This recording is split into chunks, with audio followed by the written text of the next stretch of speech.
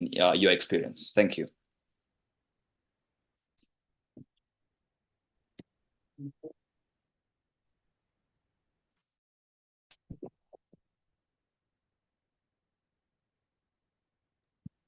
Andrew, can you hear me? Yes, Victor. Okay, thank you so much, Victor and Donatha, for the good moderation, and let's take this opportunity to welcome our participants, those who are online and who are listening to us, and also who are contributing to what is going on. Again, my name is Andrew Gashaija. I work with Kilimo Trust, and I'm sitting here at our Kigali office. It's a pleasure to be on this call, sharing our experience about especially the youth. I know youth is one of those category of people that very many people want to work with, but sometimes there is always a challenge on how to engage them, and sometimes you fear them because they are very quick, they want immediate answers, they want feedback immediately. And so when you set up a strategy to engage them, it's better be solid. Otherwise, any mistake can give you hard times, especially dealing with the youth who normally have very limited patience. And so the engagement and onboarding process, of course, usually involves campaigns. And Victor was asking about some of the successful campaigns in engaging or bringing youth on board.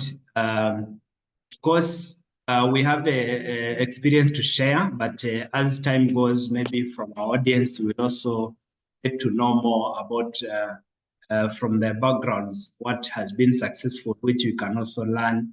And so from our side, the experience I've had has been mainly through the projects we implement, including what is going on right now, the program we are implementing here in Rwanda about youth employment. So in this case, youth normally, before even going ahead to engage them, need to be very specific and clear about the opportunities you want to bring to their attention.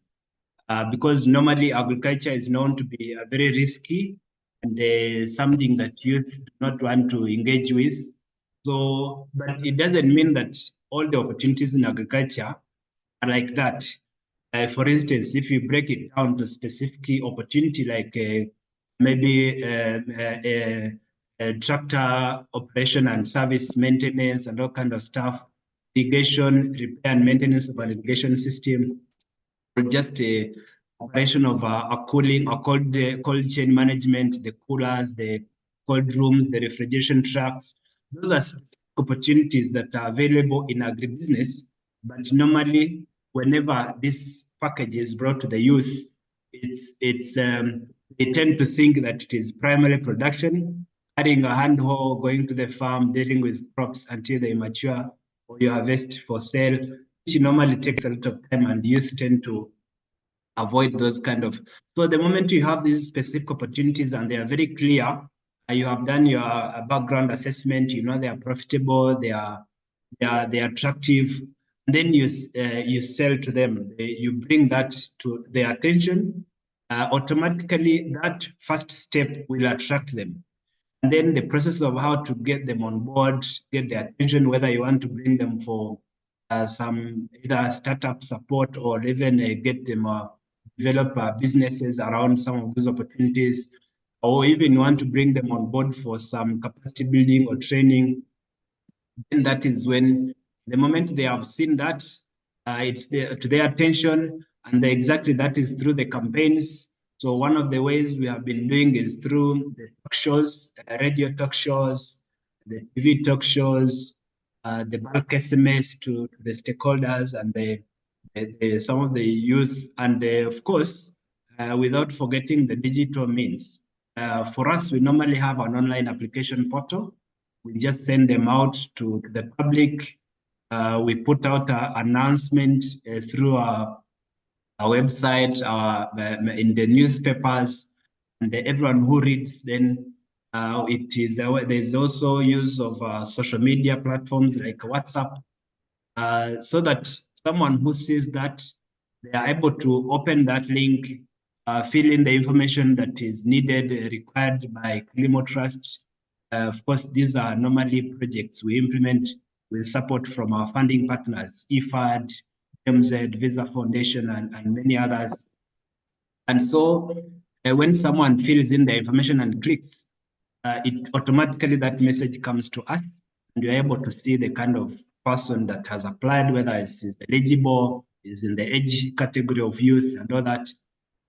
So of course, when they have applied and they meet the requirements, and then we send them bulk SMS normally, because there are so many in terms of numbers. Sometimes we just create one message and we send to them, and all of them get the message, whatever information they want, whether we are informing them about the training centers where they'll be getting these. Because normally some of the trainings we give to youth, they are kind of an incubation program that equips them with technical, what we call the core skills in the area of interest, and also the cross-cutting skills that are normally entrepreneurship, business planning, business analytics, being able to tap into an opportunity somewhere, workplace communication, someone who should be able to communicate, listen carefully, understand how to work in teams. Those are normally cross-cutting areas. So I would say in having these youth on board, or of course, women, the same thing. There is also include working through the platforms. Like for women, normally we work with the National Women Council. There are other women platforms through which you can access a big number of women across the country or even across the region. Same with the youth platforms. Even with the local government, we have contact people, and within those places, they have the what they call the youth employment centers, where they have members within their locality, their communities, where members get information about employment opportunities, about investment opportunities. So it's kind of it's a list that can go on and on, but the main ones we have used mainly is the newspapers, social media, of course, without forgetting our website and the websites of our stakeholders, the TV and the radio talk shows, and through the existing platforms like the local government, administrative entities, and also the platform that bring together those categories of stakeholders, women and youth, and then the bulk SMS for those that have already expressed their interest to be on board, because by that time we already have their contact and they're in our database, so reaching out to them is easy, but so much so with the help of digital or means or online platforms. Thank you so much. Over to you. Thank you very much, Andrew. That was a very wonderful and insightful explanation. But I mean, since we are speaking about successes, and especially in Rwanda, how about we get to hear from one of the successful stories of young people who have ventured into agriculture and they have done well for themselves. Ladies and gentlemen, allow me to welcome to you, joining us all the way from Kigali, Rwanda, Mr. Jean-Pierre Celestin Masengesho. Please welcome and talk to us. Tell us about your story, Mr. Masengesho. Thank you very much. Thank you too, Mr. Moderator. I'm called Pierre Celestin Masengesho. First of all, I just want to take this opportunity. Thank you for your invitation. So I'm coming from Rwanda. I am 20 years old. As a youth, I live at Northern Province, Gakenke District, as well as where we do our farmer fest.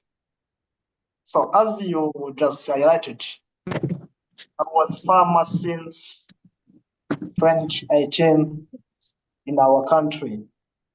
So right now, we do agriculture in 1.5 hectare where we do different crops like cabbage, beans, strawberry, eggplant, and sweet potato, even yellow beets in that brand.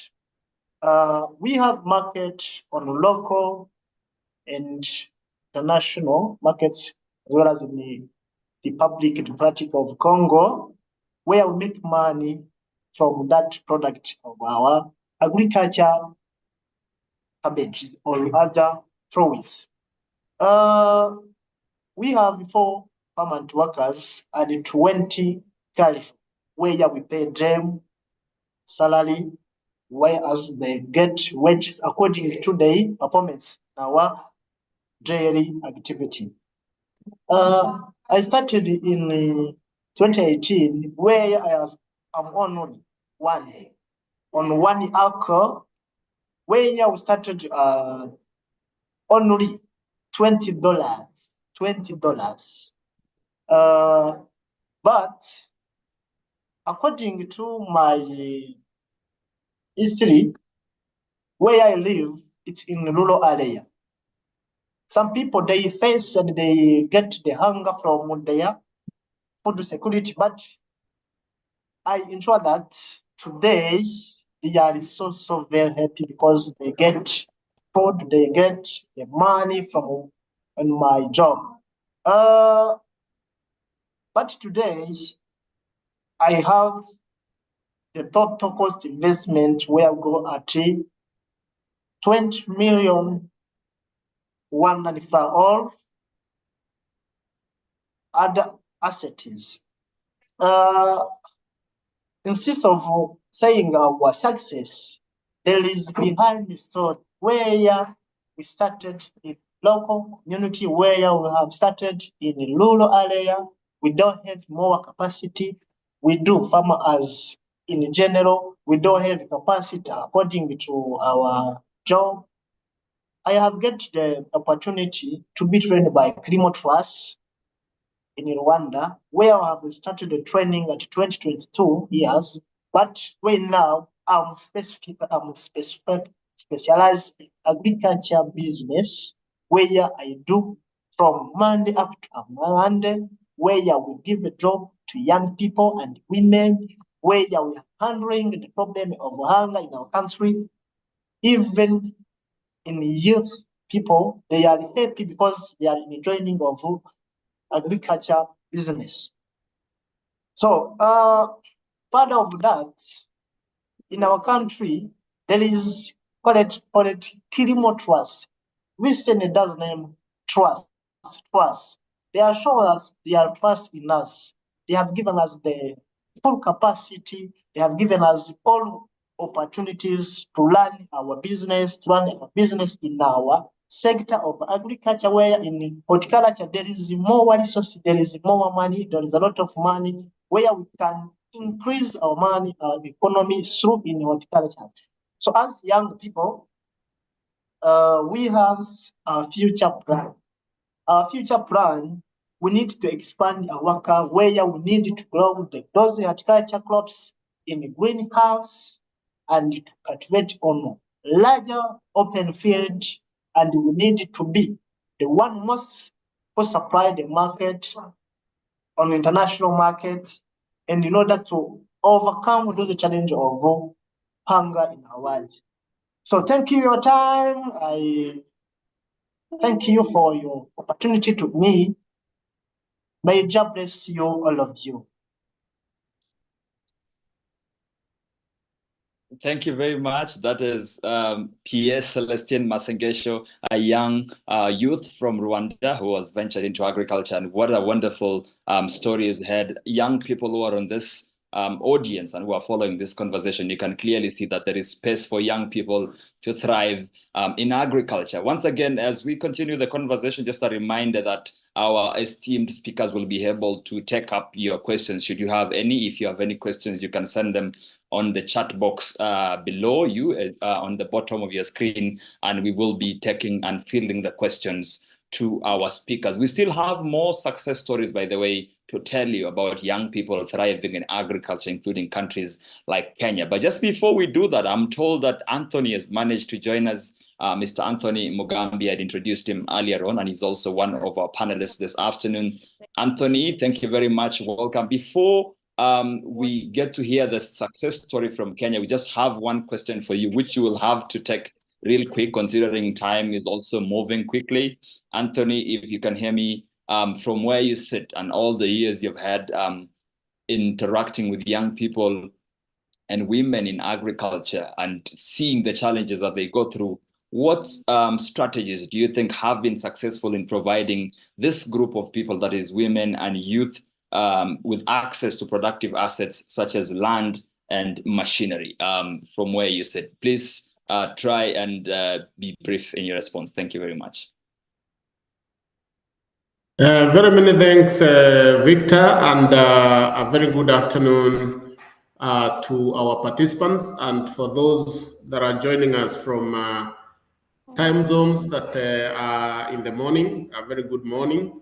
I'm joining this call from Kenya, and my name is Anthony, as you may have heard. Mugambi Anthony, an East African born in Kenya, and I'm happy to share with you this afternoon, or to share with you this platform this afternoon. So we have had opportunities to work with the youth and women, particularly in the process of acquisition of productive assets. And by productive assets, we mean basically you could call them, say, equipment that they would use in their agricultural work.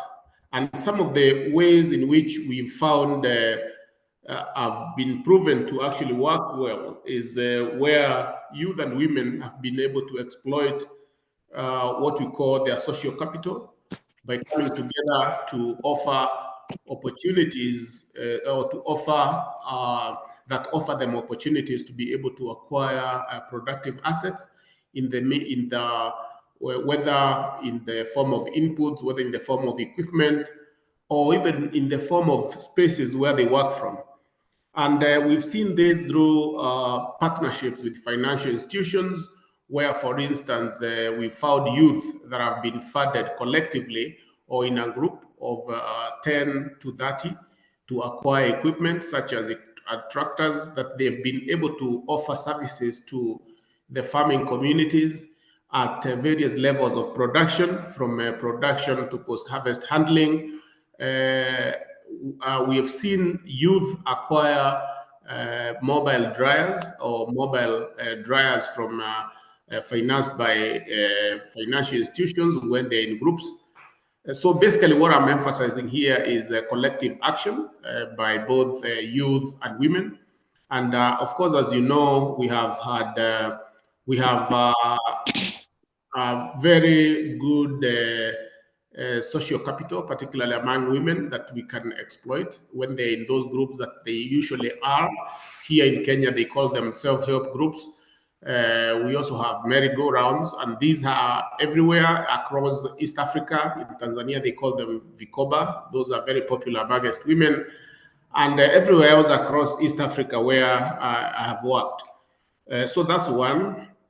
The other way is for the identification of opportunities. My colleague, panelist from Rwanda, Andrew Gashaija, mentioned about assessment of proper assessment of opportunities that exist, so that we assess the returns. For instance, do women and youth have a good opportunity, for instance, in production? Sometimes that answer could be no, because of access to land. You know, they have limited access to land because they don't own that capital, most of them.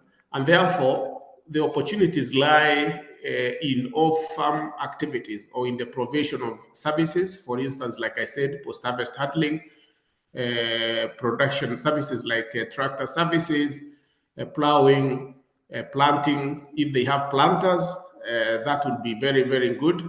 In the rice sector, for instance, harvesters, combined harvesters have become very good opportunities for youth to offer those harvesting services in the wheat fields. So if you can be able to assess opportunities outside outside the farms or off farm, where we would call them auxiliary services, that would be very good opportunity. So the assessment of opportunities off farm, provision of inputs would be another very good opportunity through their groups or even as individuals, because we've seen youth prosper in that area and women prosper in that area of provision of inputs. So for me, I think the collective action, but of course also the partnership with training institutions to ensure that they are able to have hands-on experience and training, particularly those short courses that are offered will give them a cutting edge when it comes to provision of even validation. For instance, if it is in the dairy sector, women would do very well, even youth, we've seen them do very well in the validation for milk and other farm produce to have them value added. We've seen women, for instance, acquire solar dryers for African leafy vegetables that they are able to dry to prolong their shelf life, and they've been able to put them out there in the market even when those vegetables are off season. And they are only able to do this when they are again they are doing it collectively, because you can imagine the volumes that will be required of leafy vegetables that are dried, and when they dry, most of them are over 80% water. So you need volumes and volumes of them, and as we've mentioned before, they have limitation of land, so they need quite a number of women to come together to collectively dry these green leafy vegetables for proper marketing. So I think that those would be my initial thoughts, and we'll be sharing more as we continue with this discussion. Over to you, Victor. Thank you so much, Anthony.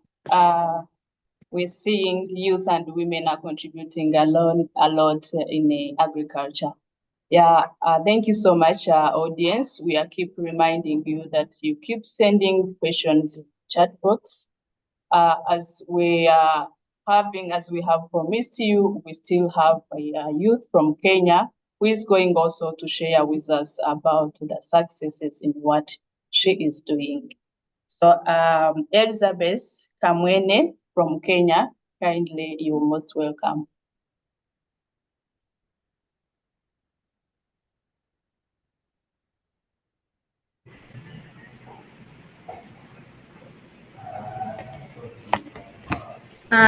Thank you so much, Donata, and good afternoon, everyone.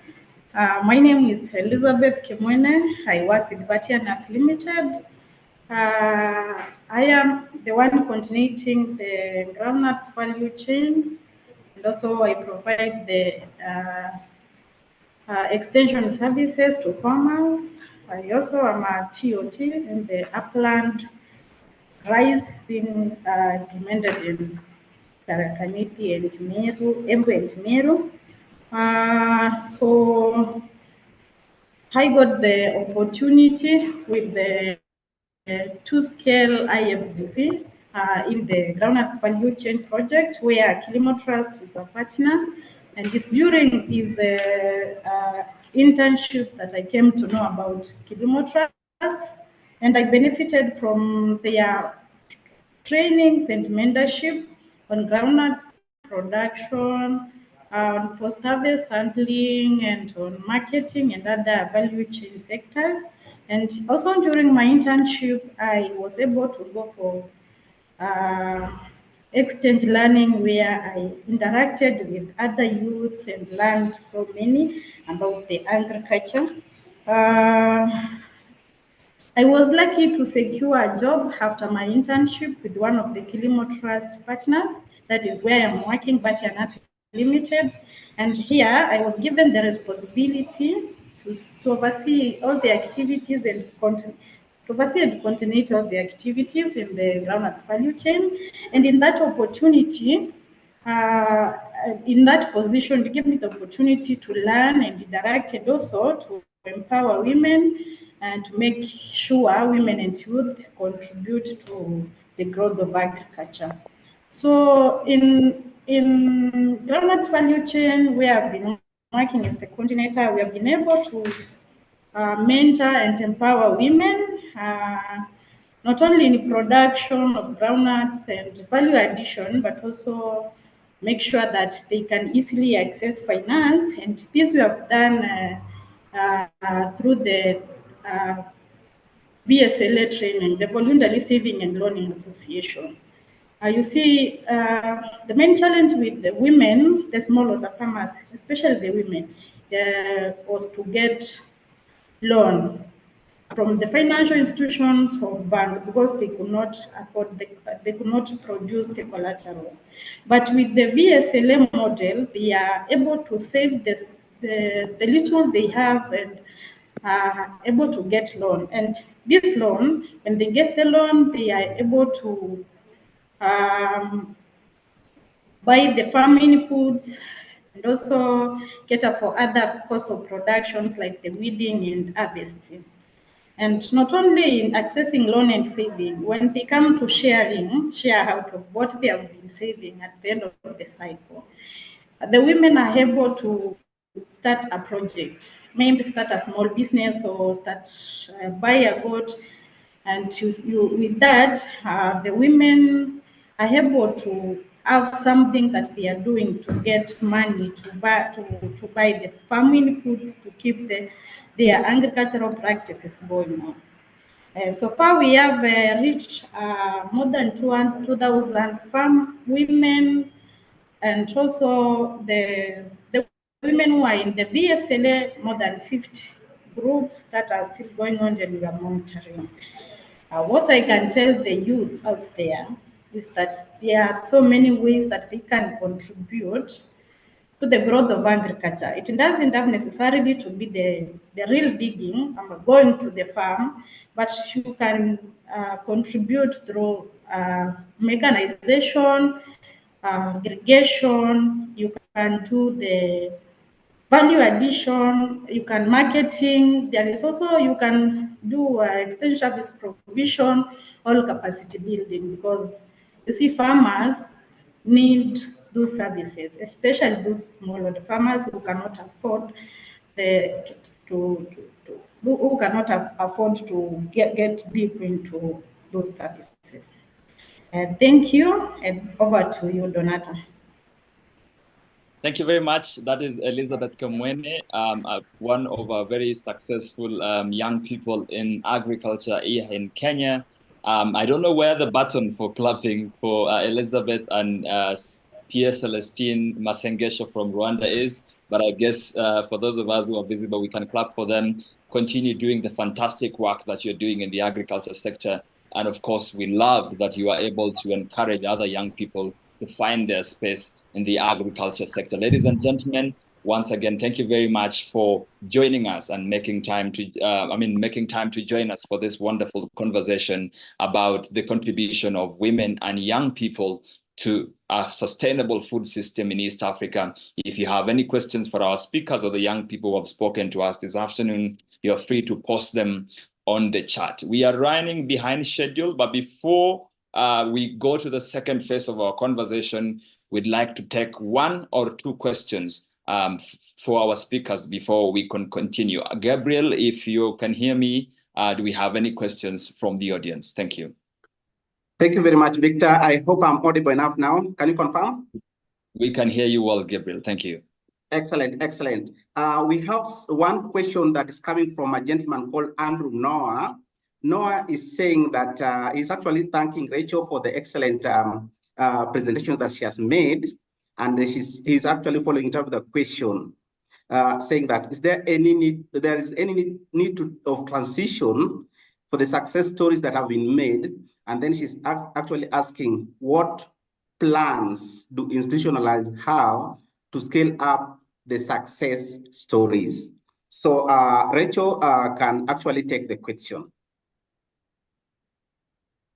Thank you very much, Victor. Thank you, Gabriel, but also many thanks to Andrew Noah about how do we institutionalize the success stories that we are seeing. And for us, as Kilimo Trust, we always want to work with institutions within and for and by the institutions, mainly because we know that when we are working in some of these fields, we are actually running programs which have a timeline. And once that timeline elapses, we always make sure that there's a sustainability and exit plan. So for us, for some of the interventions that my colleagues have spoken about, Anthony and Andrew, we will work through institutions. Now, for example, if it is about machinery leasing, or even if it is about input pre-financing for women and also youth groups, the idea is for us to facilitate the linkage, but not to actually do the business. And you will notice that when my colleagues were speaking, they were giving examples of what we do with institutions and by the institutions to make sure that even though Kilimo Trust is there today and gone tomorrow, what we have built and the linkages and the business to business linkages that would have created are actually sustainable. For example, if we create a linkage between a women group like Cheptarit, and we also create that linkage with other farmer cooperatives that can supply the Cheptarit women traders, and also link those to a bank, we believe that already that is a sustainable linkage because it is business to business. They are actually, each one is doing their business, but they are doing it more efficiently because they are connected to each other. And for us, this is the way we work in all our programs. If you look at the Rwanda Youth in Agribusiness program, we are working through the TVETs, and we are working with these youth to create viable businesses that are then linked to other businesses for business support and mentorship. So this is the way we believe we are institutionalizing the successes. Thank you. Thank you very much, Rachel. What a comprehensive response. Just to confirm, Gabriel, do we have any other question to any of our speakers before we proceed to the next phase? Thank you.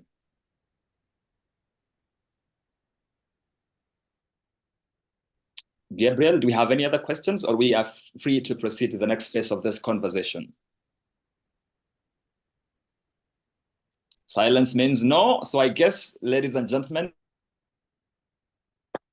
we can now proceed to the second phase of this conversation. Yes, in the first phase, we have heard about the successes of young people and women in agriculture in contributing to a sustainable food system in East Africa.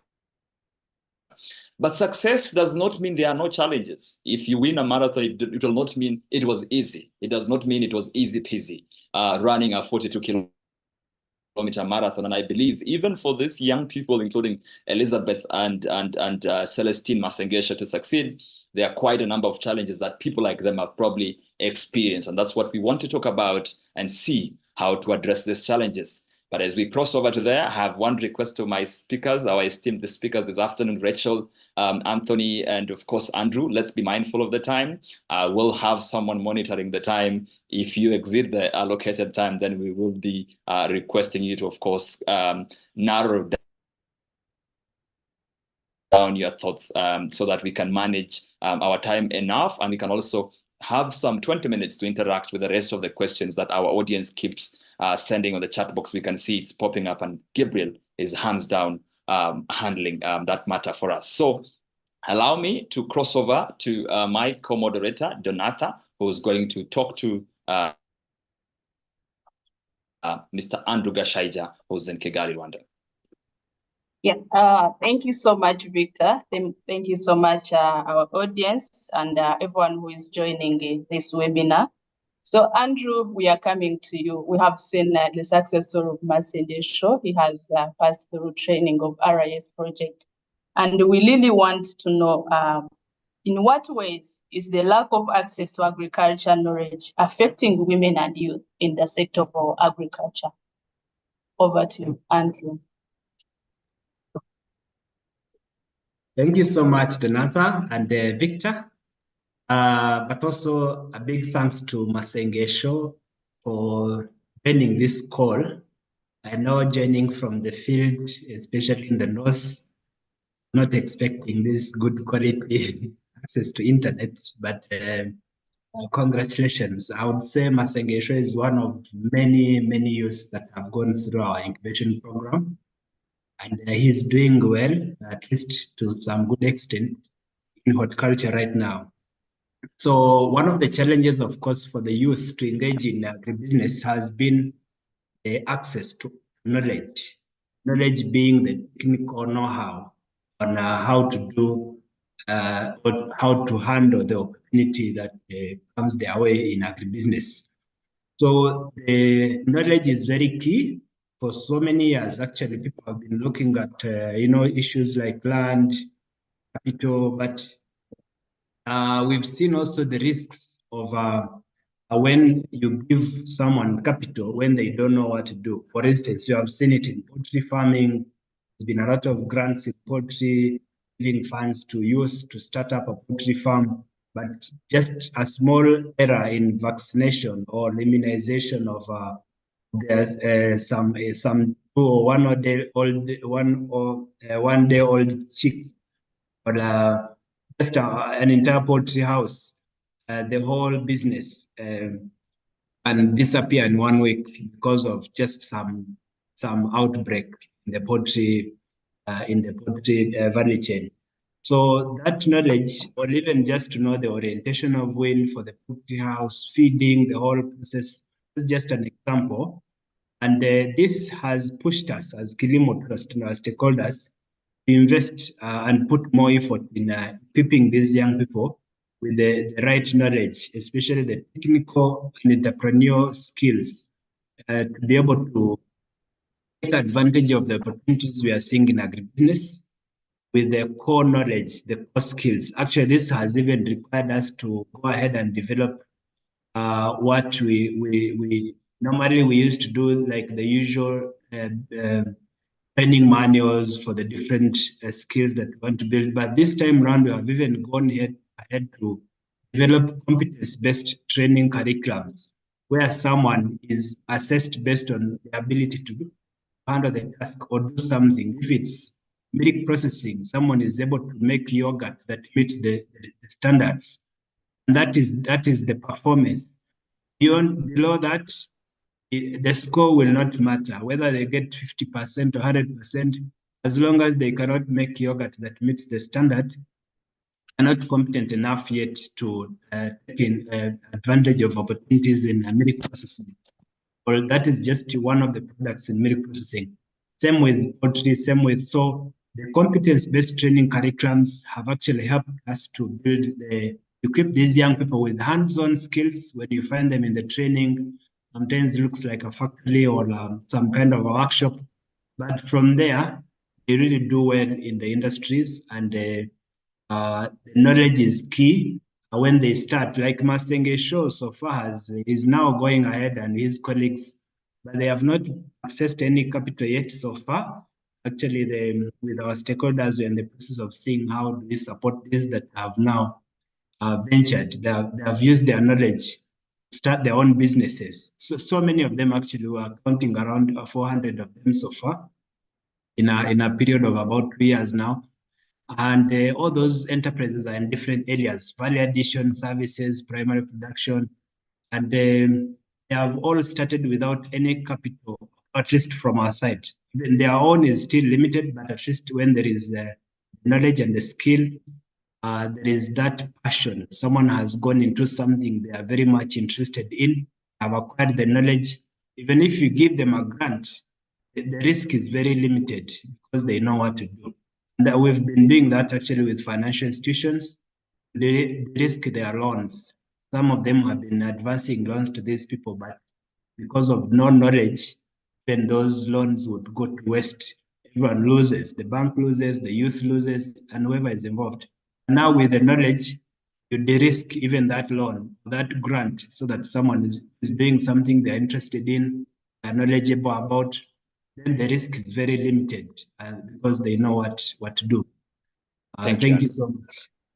Thank you very much, Andrew. I was about to press you because of the time, but what wonderful, insightful points is raised. I've picked two issues. Number one is the issue on finances and the lack of capital, but also the importance of organizing workshops and trainings to impart the skills. Rachel, I'm really itching to come back to you on the issue of access to finance and the solutions, but allow me to quickly cross over to Anthony, because Andrew has raised the point about the need for training and skills, and why the skills is much more important if these people are supposed to thrive in the industry. So then this brings the point, the question to me, Anthony. How effective are exchange learning programs and sharing of best practices, particularly on land ownership and agricultural management for women and youth in the context of access to productive assets, including land and capital?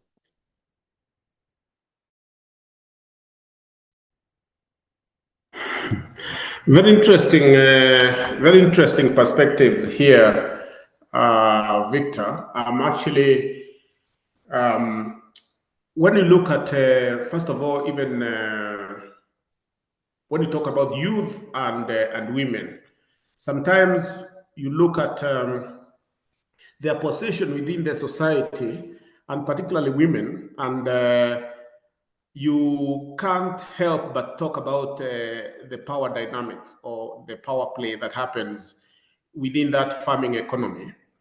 And we are talking about this because sometimes you look at women and you realize that in as much as they are heavily involved in agriculture in terms of offering labor, storage, harvesting, and all, most of the time you find that women are also responsible for food security within the households. That's why you see some of the households surveys have shown consistently that households that have cash crops, that highly farm cash crops, they actually have very high levels of malnutrition. They don't have access to, nutritious foods like, vegetables, fruits, and all that.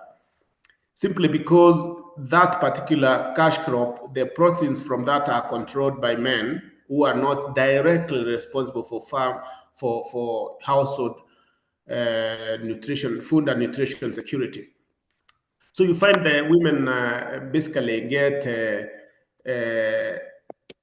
disenfranchised, and sometimes that's why you see sometimes when some value chains that are hitherto considered women value chains, say beans, groundnuts, chicken or small ruminants within the households, once they are commercialized, you find that the men folk basically take control of the proteins and so on.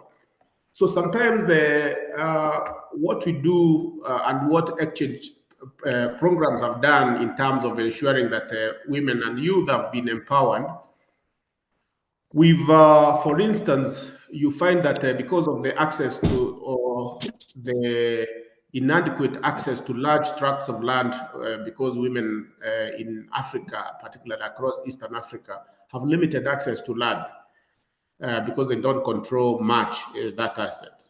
So you find that they are able to do other what you would call value chains that are for food security, but also that can be very helpful in terms of accessing some finances for themselves.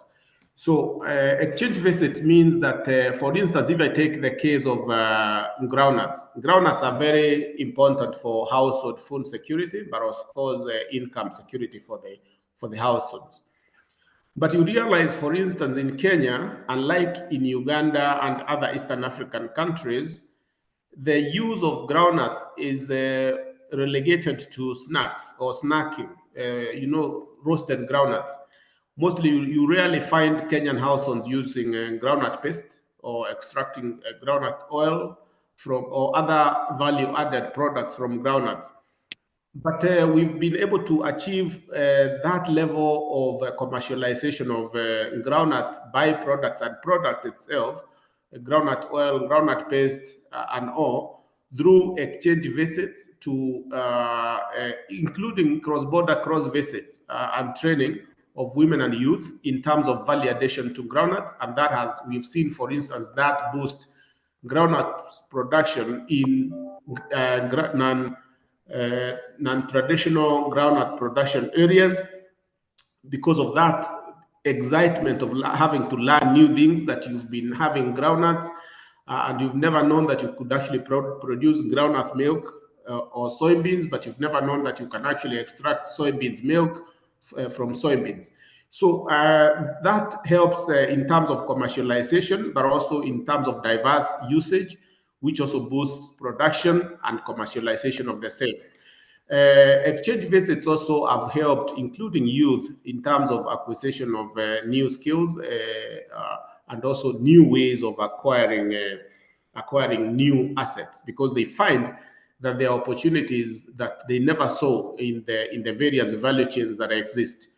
For instance, you might realize that in rice production, for instance, in Kenya, it is highly commercialized in central Kenya, unlike in western Kenya, which have basically same potential for rice commercialization. So you find in, say, in western Kenya, the opportunities for the youth, because of visiting central Kenya, they've seen opportunities for hiring out or basically providing combined harvest services within the farming communities in Western Kenya, and that has opened their eyes in terms of the opportunities that exist. So we cannot actually basically overemphasize the value of continuous learning, even for, including for professionals. So I think that cannot be overemphasized, Victor, and we've seen tremendous results from that. For instance, let's say, for instance, in our current program, which is regional, Kenya and Uganda, on regenerative rice value chain, you find water usage, just simple methods of water usage, ensuring that you are able to all the farmers within a scheme are able to agree on a production calendar. Just as simple as that. It might appear simple, but it has become a very problematic area because of not adopting as a unified production calendar. And you find a farm that is supposed to be harvested has water, a farm that is supposed to be germinating or supposed to be at the seedling stage, or maybe at a stage that requires a lot of water, doesn't have water because the neighbor wants the water out of the field because they want to harvest. So that in itself, the farmers from Uganda, Eastern Uganda particularly, were able to be challenged by their counterparts who have formed what we call water users associations that have been very helpful in efficient use of water. And they went back and drew their calendars, and today, even their political leadership and the agricultural leadership in those areas are supporting them to implement that. So that's the power of the visit. Thank you, Victor.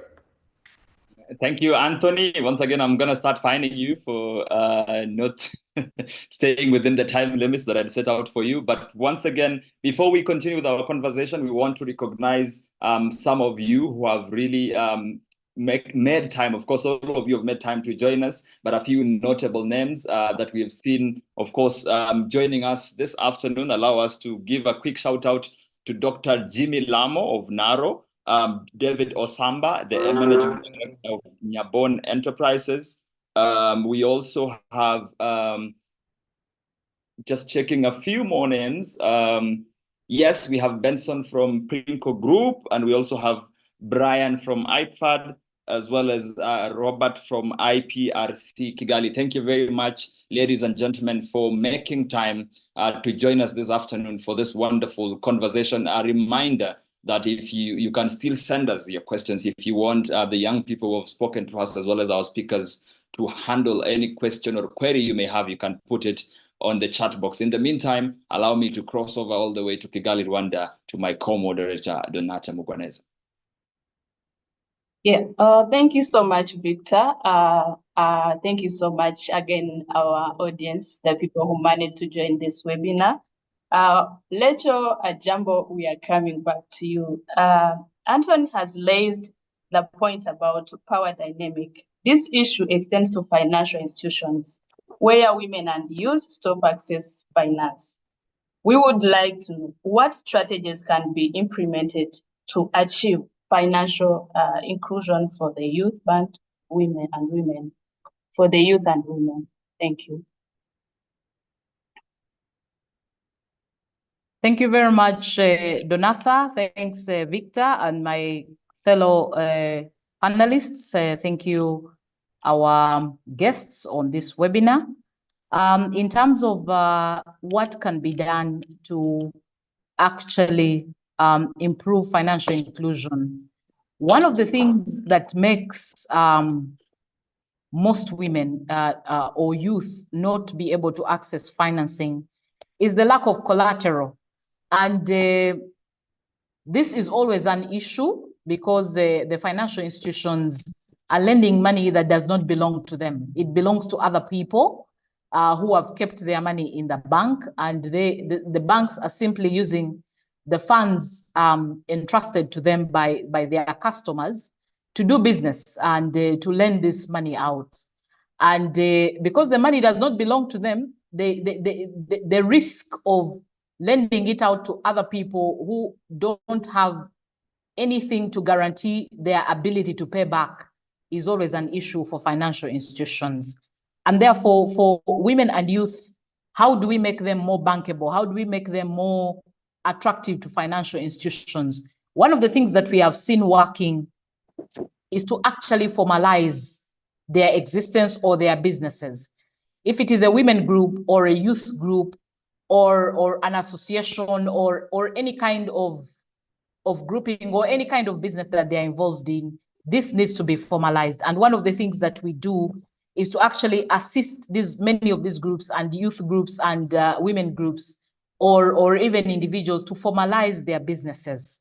In this way, at least that kind of risk disappears, because now the bank is able to do a business transaction with another business instead of an individual who is not very easy to locate or to ascertain their capacity to actually return the funds to the bank that belong to the customers who have actually deposited those funds. So that's one of the things.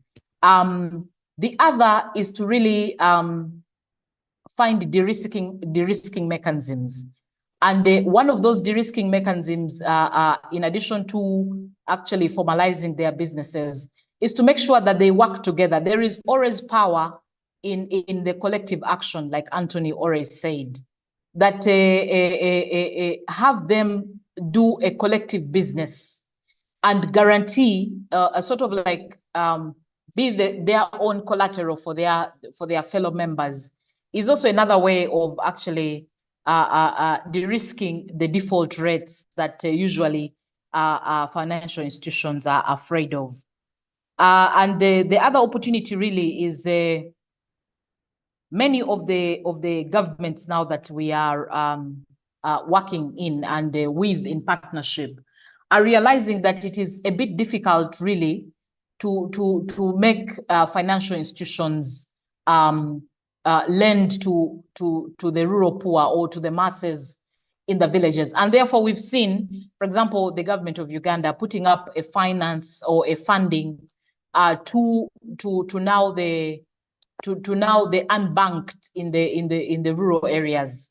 And some of these finances, they're not so big. For example, through the parish development model that the government of Uganda is now implementing, and through the EMIOGA, they are actually extending financial assistance to the rural unbanked people, who include the women and youth in the villages, to be actually guaranteed through their leadership at the village and through the local administrative units that exist.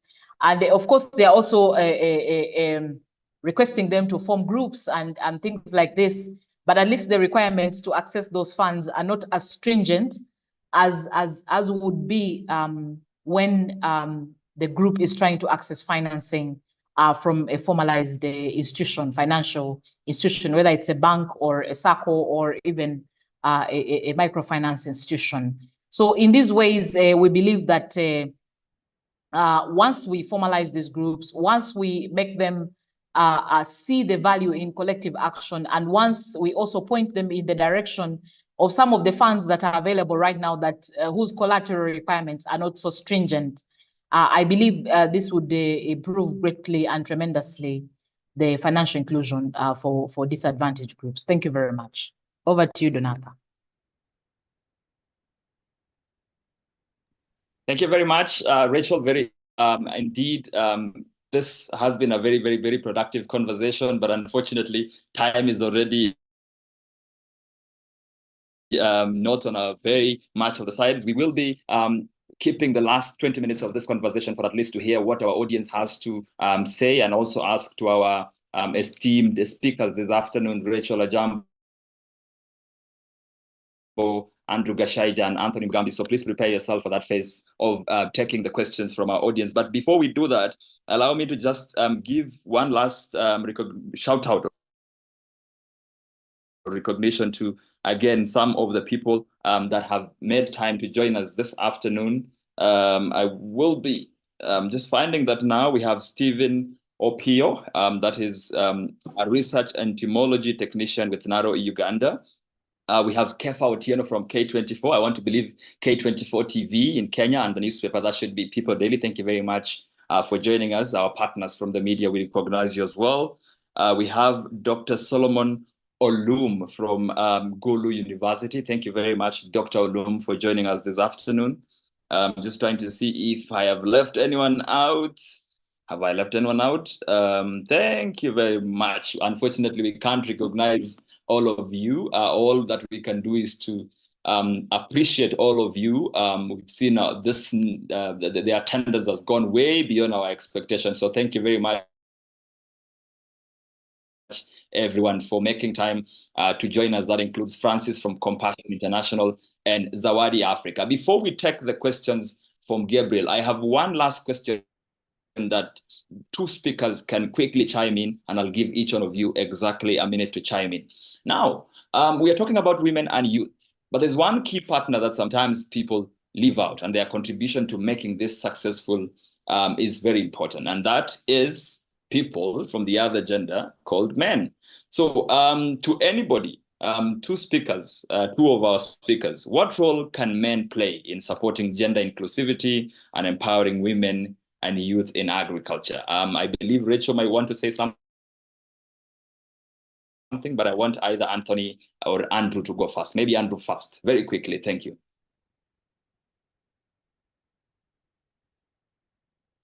Andrew Gashaija. Thank you. Thank you so much, Victor. I thought actually Rachel would have been the best.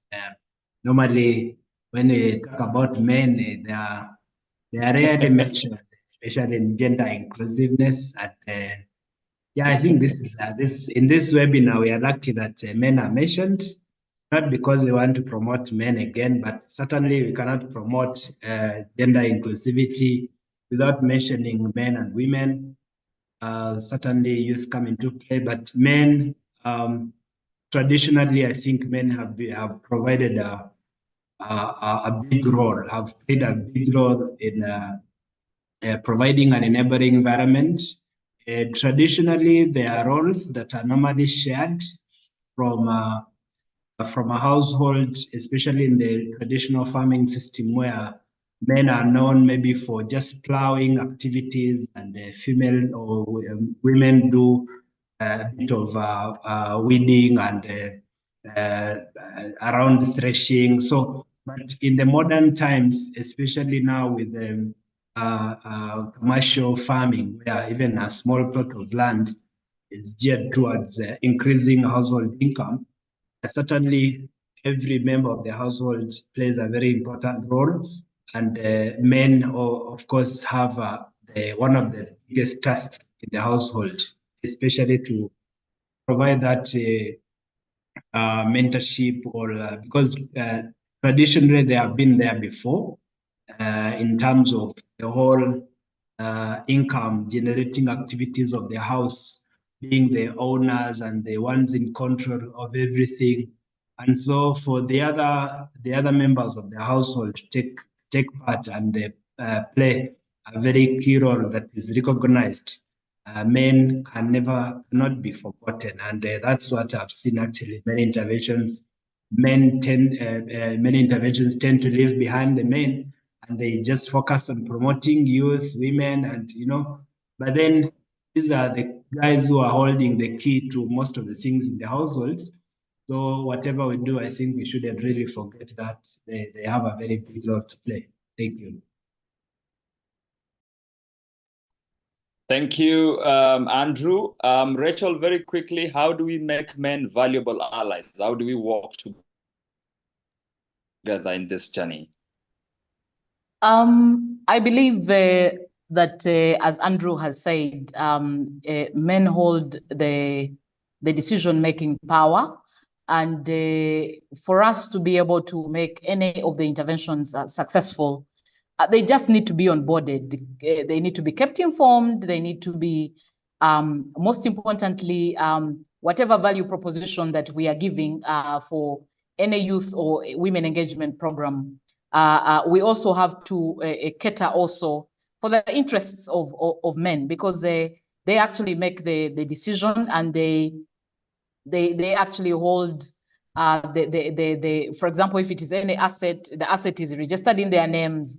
And so whatever interventions that need to be done for them to be successful, men must be onboarded. It's very, very key, especially to ensure that that access that the women need to those productive assets is guaranteed.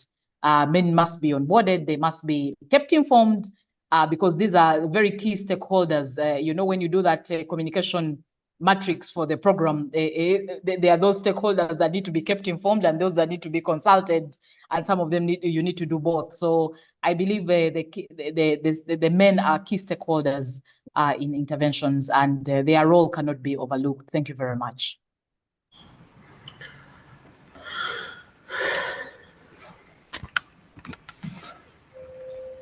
Yes, Anthony, there is a question for you here. Anthony, can you hear me?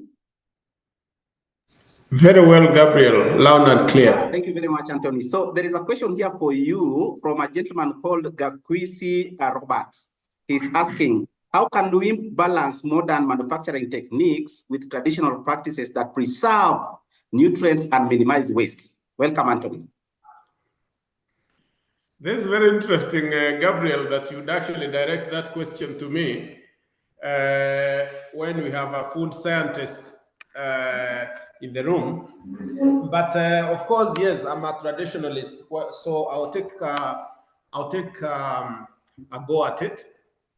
And just wanted to just add my voice to what my colleagues have said about the role of men. It just reminded me of fathers raising men. And you see, for those fathers that keep reminding their boys that, for instance, I'm talking about this in the lens of gender violence, particularly gender-based violence, that a father keeps reminding his boys or his boy that you never raise a hand on a woman, and that only weaker men beat up women. So you see that brings up men that are responsible within the communities, and therefore during these trainings on women empowerment, let us also have men included so that they offer that support that is required for women to prosper. So quickly to the question of traditional food processing that helps preserve food nutrients and of course avoid wastage. We have had quite a number of traditionally, we know that we have had a lot of techniques that are unfortunately being discarded for various reasons that have been studied by socio economists and other social studies experts. But for instance, taking into question those value chains that women are majorly involved in. You see, when it came to dairy or cattle keeping traditionally, men were responsible for the meat and the whole animal in case it had to be sold or it had to be exchanged. But when it came to milk, because traditionally milk was not sold, unlike today, But even today, when milk is being sold, we are also hearing stories, for instance, in Kenya, central parts of Kenya and other parts of Kenya, milk being thrown away because it is in excess and the processors cannot take all of it. So let me go back to the traditional bit. Traditionally, women used to handle milk. First, for household, because of household nutrition. So there were very many methods of preserving that milk to make it in terms of sour milk. You've heard about this very popular milk product in Kenya called Mursik that is given to our athletes from the Rift Valley. That's one way of preserving milk and also value addition. We have very many other ways of handling milk that are, of course, I cannot go into it. Let's go to meat, for instance, smoking. Smoked meat, I know quite a number of you might have tasted smoked meat, which smoked fish and all that actually preserves as food, particularly meat-based food, for a lengthy period of time. There is a hot air drying, for instance, that has been done on a number of products, say cassava root-based products, and for instance, stuff like sweet potatoes, cassava. Those again, because they were meant for food security, were meant to be handled by women, and they have handled this a great deal in terms of that processing, preservation, turning it into powder or into flour for use at a time when there is a shortage, and also for trade. Quickly again, I talked about African leafy vegetables, drying under a shade. I've seen my grandmother do this for over years, and she has had her vegetables even when they are off season. And that has been able to have them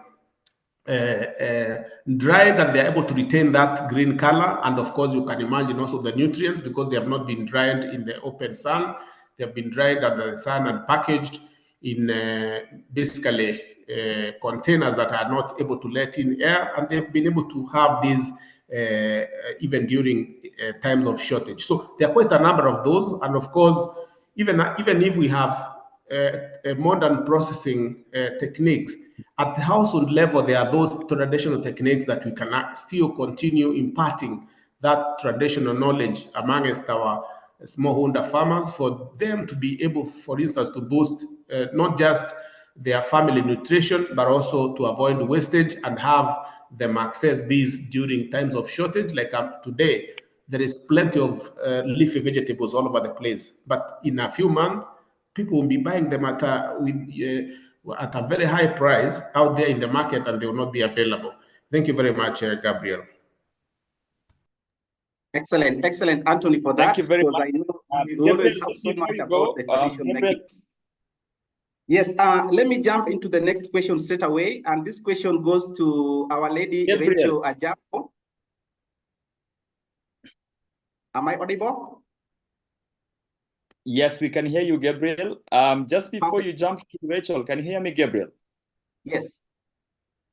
Yes. Allow me, just before you jump to Rachel, because of the time constraints that we have, I just wanted to briefly, before we come to you, Rachel, once again, give one last shout out to some of our partners and friends and colleagues that we have seen here with us this afternoon. Thank you very much, Dr. Wasukira Arthur, who's our good partner from NACRI. Thank you very much as well.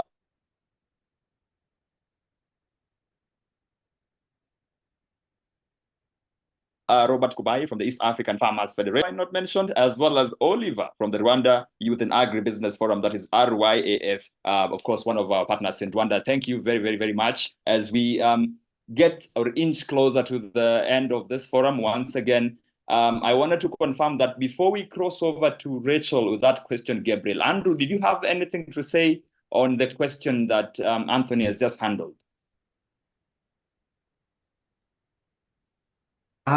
Thank you, Victor. Okay, I didn't know maybe that will also come to me, but I think industrial processing and traditional processing, in somehow they all tend to bring the same products in the market on different scales.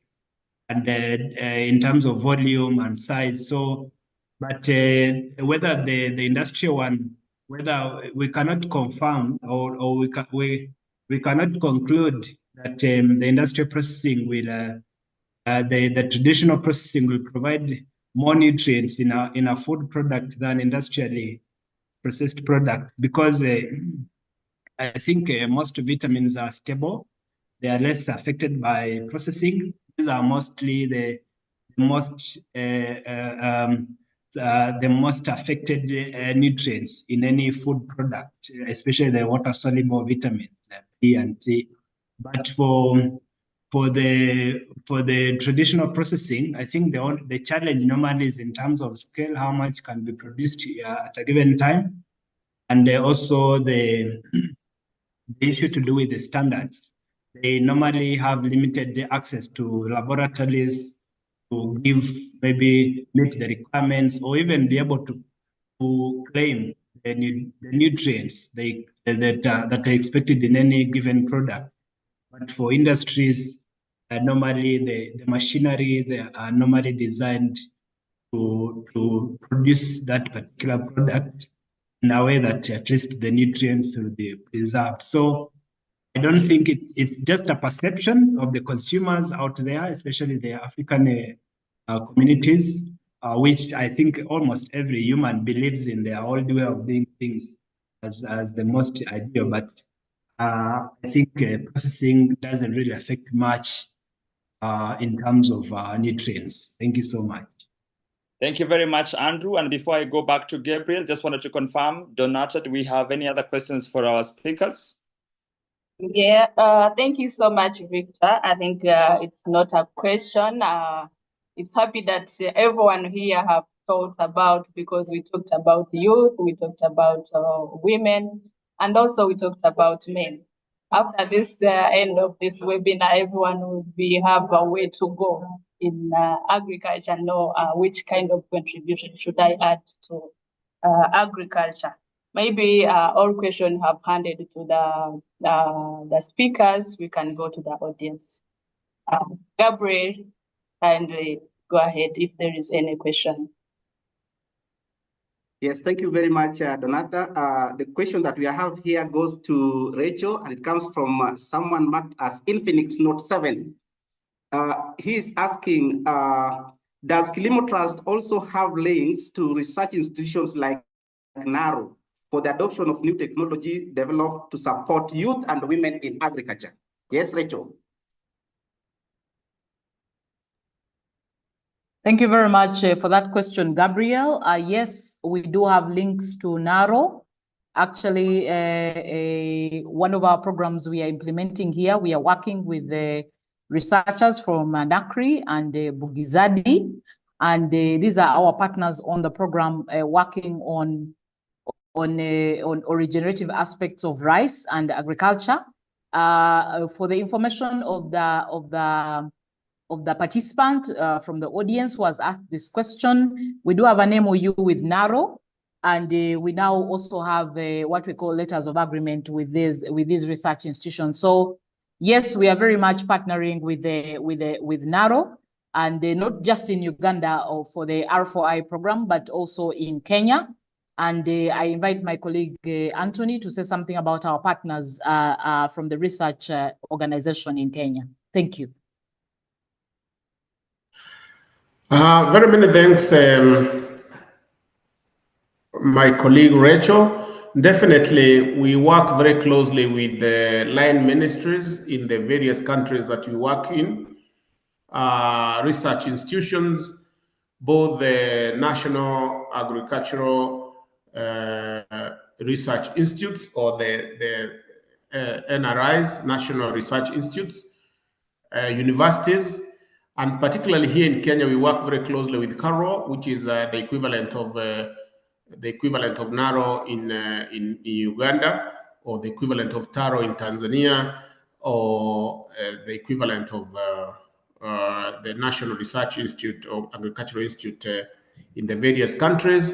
We work with a number of universities here in Kenya: Embu University, Tharaka University, Egerton University, We partnered with Nairobi University before on the breeding of beans. So we partnered with a number of research institutions across the region, actually not just in national programs, but also in regional programs. And that's why, for instance, I'm happy to notice the presence of the likes of Dr. Jimmy Lamo, the leading breeder, not just in Uganda, but across the continent on rice. We are very pleased to be with him here. He is a testament to our very enduring partnerships with the research institutions. Thank you very much. Thank you.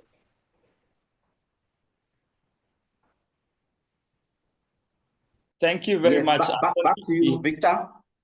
Thank you very much, Gabriel, for handling all the questions and queries from our audience. Of course, you've sent in quite a bit more, but because of the time, we will not be able to handle all of them as we draw nearer to this wonderful discussion that we've had about the contribution of women and youth to a sustainable food system in East Africa. Mine is to say thank you very much for making time to join us again. But before we wrap up this conversation, I want to give one final chance to our esteemed speakers this afternoon. Andrew Gashaija joining us from Kigali, Rwanda, Anthony Mugambi joining us from Kenya, as well as Rachel Ajambo joining us from Kampala, Uganda.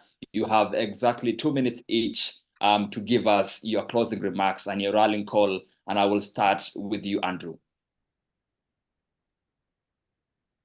Thank you so much, Victor, and a big thanks to our audience, the people who have attended this webinar. It's an opportunity for us to share with you what we are actually going through, the successes, the gains and challenges, and also to learn from you.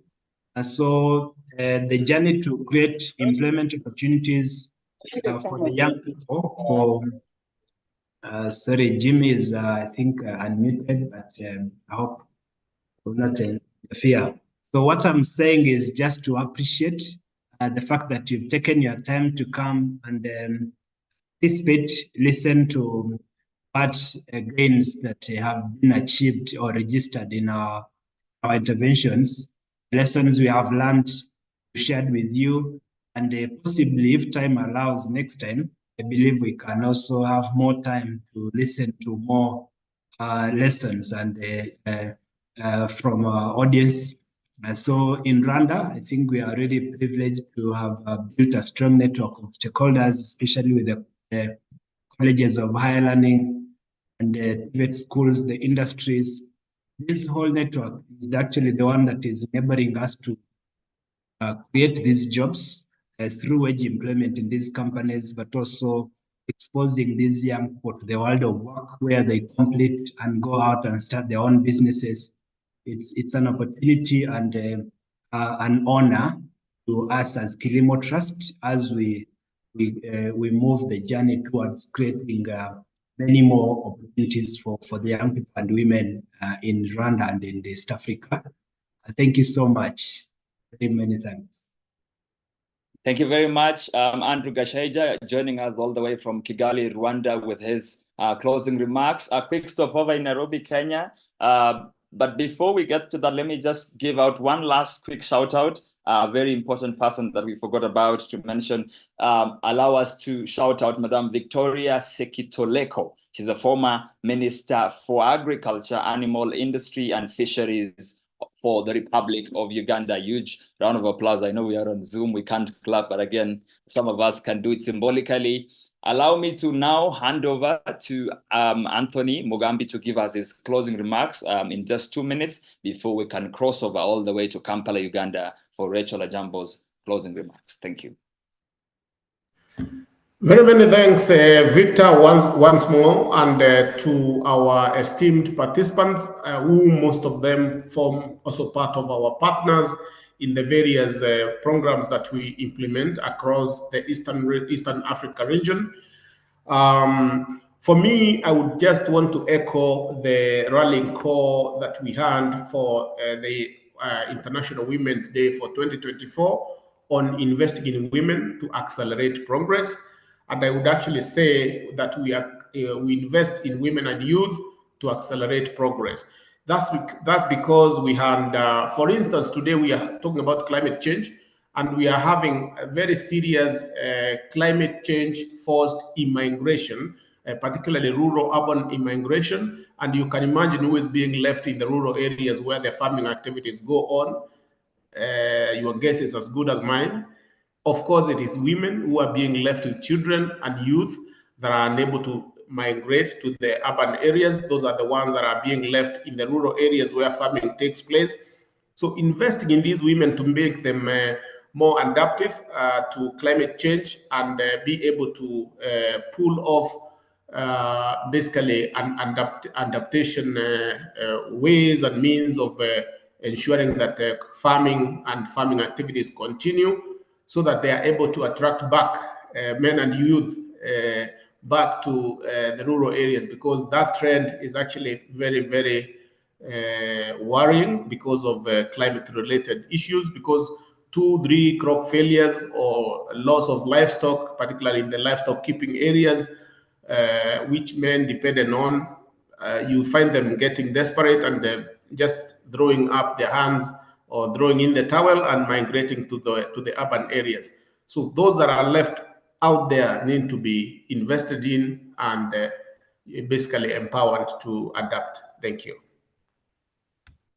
Thank you very, very much, Anthony Mugambi, for giving us your very insightful closing remarks. Ladies and gentlemen, we are now heading all the way to Kampala, Uganda, to Ms. Rachel Ajambo to give us her closing remarks. But as she prepares to do that, I have one request from myself as the moderator, just to shout out to everyone else who we could not be able to recognize in this meeting. For this last few seconds of this meeting, we request all of you to turn on your cameras, and then we will be all saying waving bye later on after Rachel speaks. But for now, allow me to bring in Rachel Ajambo. Thank you. Thank you very much, Victor, and to my fellow panelists, thank you very much for sharing your ideas. Of course, the motto goes that when you educate a man, you educate a family, or you provide for a family. When you educate a woman, you educate the nation. And therefore, the rallying call is to really, all of us, do our part to empower women, empower the youth. These are the future of agriculture. And most importantly, enabling them and empowering them to access the productive assets, and especially access to finance, is a role that all of us need to do our bit to facilitate, to push forward, to actually galvanize, coordinate, and even rally others to join the call, so that we can actually persist in our production. As we all know, all our populations are increasing. We need more and more food, and it can certainly not just be left to just one gender. We need all hands on deck to be able to produce the food that we are going to need to eat. Agriculture is projected to be a $1 trillion business in Africa in the next 10 to 20 years. And therefore, this is where the money is. And we need to rally everybody, rally the women, rally the youth to join this agriculture. But we need to provide the incentives required, including access to finance, access to productive assets, and all the knowledge and training that they need to be able to continue this noble profession of agriculture. Thank you very much. And thank you to all our participants for joining us this evening. Thank you very much, Rachel. What a wonderful way to close it. All of us have a role to play, and this cannot be left to one gender. Ladies and gentlemen, we are coming very close to the end of this, but don't leave just yet. We want to recognize all of you. I asked you guys to switch on your cameras. I can see some very good people: Alberto, Simon, Japheth, Andrew. I can see Charlie, I can see Emily, I can see Samuel, I can see Robert Kuba. If you don't switch on yours, I won't mention you. I can see who else? I can see Ndomondo, I can see Donath, Alvin, Gabriel Olengo, Pauline Masharia, Mulago Dinani, Michael Mwangi, who else? I can't shout out everyone. Goodness, this is wonderful. I can see Diana, I can see Ogenzo, Lusweti, wonderful. Just one moment. Can you all wave? Yeah, and say something like sustainable agriculture. Yeah, that is beautiful. One final time, sustainable agriculture. Yes, yes. we all have a role to play. Wonderful. Good. That has been a wonderful session. Ladies and gentlemen, on my own behalf, my name is Victor Kiprop. It's been an absolute pleasure to be your co-moderator today. And I've been really honored to have this conversation with you. This conversation doesn't end here. It all goes on social media. All our platforms on social media at Kilimo EAC on Twitter is where you can find us. And the hashtags are Women in Agriculture, hashtag Youth in Agriculture, hashtag Sustainable Food Production. Before we go, I'll hand it over to my co-moderator in Kigali, Rwanda, Dr. Donata Mugwaneza, who will welcome Miss Charlie Jera, to close this session for us. Welcome, Donata. Thank you so much, Victor. Please don't go and left me here. The way you're saying seems you're going. So I think we'll end together. Yeah, thank you so much again, our audience. We really appreciate your time. 2 hours, it is not too small time. So we want you to be together until the end of this session or this webinar. I would like to welcome Madam Shari to give us closing remarks. Thank you so much. What a 2-hour session. Very interesting. And as we say at Kilimo Trust, we do not see the borders in East Africa. We simply see one entity. Today has been very interesting. And we are seeing ourselves as Kilimo Trust, we position ourselves as a knowledge hub. As we implement all these projects, we conduct research, we have all this information. And today, like we always do in different quarters, we do share our knowledge with the different players. I want to thank everyone. I think today has been remarkable. We almost hit 100. We've not hit 100 before. So I want to thank everyone who has made it today. And let's see each other in the next 3 months when KT will, we call it KT, Kilimo Trust, and the team will be sharing again knowledge and continuing to do what we do, which is transforming lives through agribusiness. Have a beautiful evening or morning, depending on where you're joining from. Bye-bye. Thank you very much. Thank you very much. Bye-bye. Remarks. Goodbye, everyone. Thank you very much. Bye. Boy, who opened the session for us. Thank you very much, my co-moderator, Donata Mugwaneza. Thank you very much for the rest of the organizing team for this webinar, including Ms. Donata Chiza and everyone else who has really made their time to join us this afternoon. We could not recognize all of you. Goodbye. God bless you. Bye. Thanks. Thank you, Victor. Bye. Bye, team. Thank you. Bye. Thank you so much. Bye-bye. Thank you. Bye-bye. Bye. Bye-bye. Bye, and congratulations, Victor. Thank you very much. Happy for good to see you, Robert. Bye-bye. Yes. Bye, everyone. Bye-bye. Now, team, thank you so much. This was epic. Bye, Donata. This was epic. Thank you. Thank you, Joseph. Thank you, Charlie. We are grateful. Thank you so much. I think we need we need Charlie's photo on the wall, just the way she is.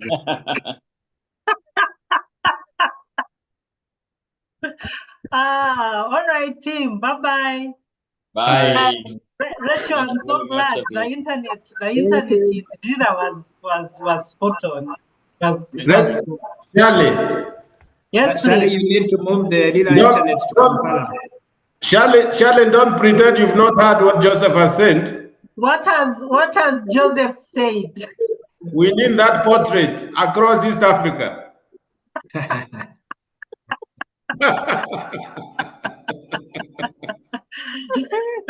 No, teams, thank you so much. You are excellent. You are excellent. Well done. Well done. Rachel, all right, bye. It's raining heavily here.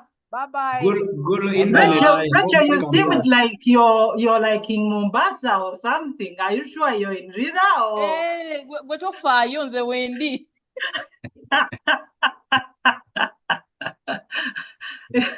All right, bye everyone. It's raining here.